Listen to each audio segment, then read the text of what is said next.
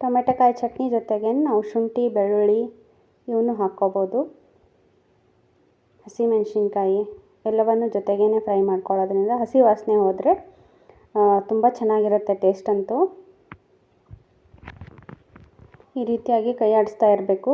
ಒಂದು 5 ಮಿನಿಟ್ಸ್ವರೆಗೂ ಹಸಿ ವಾಸನೆ ಹೋಗೋವರೆಗೂ ಇದನ್ನ ಚೆನ್ನಾಗಿ ಹುರ್ಕೋಬೇಕಾಗತ್ತೆ.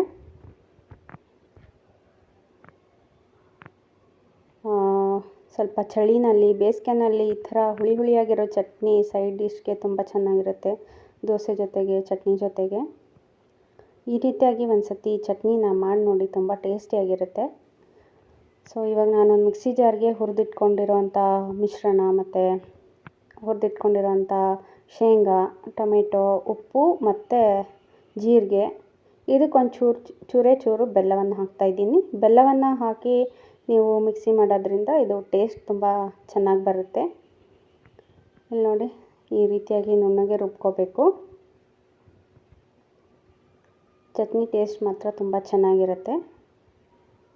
ಸೊ ಫೈನಲಿ ನಮ್ಮದು ಟೊಮೆಟೊಕಾಯಿ ಚಟ್ನಿ ಚಿಲ್ಡ್ ವೆದರ್ಗೆ ಗ್ರೇಟ್ ಕಾಂಬಿನೇಷನ್ನು. ಒಂದು ಸತಿ ಎಲ್ಲರೂ ಟ್ರೈ ಮಾಡಿ ನೋಡಿ. Different taste, different way of cooking ಮತ್ತು ಈಸಿ ವೇ, ತುಂಬ ಚೆನ್ನಾಗಿರುತ್ತೆ ಇದು ಟೇಸ್ಟ್ ವೈಸು. ಈ ರೀತಿ ಏರ್ ಟೈಟ್ ಕಂಟೈನರಲ್ಲಿ ನೀವು ಒಂದು 15 ಡೇಸ್ವರೆಗೂ ಸ್ಟೋರ್ ಮಾಡಿಟ್ಕೊಂಡು ತಿನ್ಬೋದು. ಸೊ ಈ ರೆಸಿಪಿ ನಿಮಗೆ ಇಷ್ಟ ಆದರೆ ದಯವಿಟ್ಟು ಲೈಕ್ ಮಾಡಿ, ಶೇರ್ ಮಾಡಿ, ಕಮೆಂಟ್ ಮಾಡಿ, ಸಬ್ಸ್ಕ್ರೈಬ್ ಮಾಡ್ಕೊಳ್ಳಿ. ಧನ್ಯವಾದಗಳು.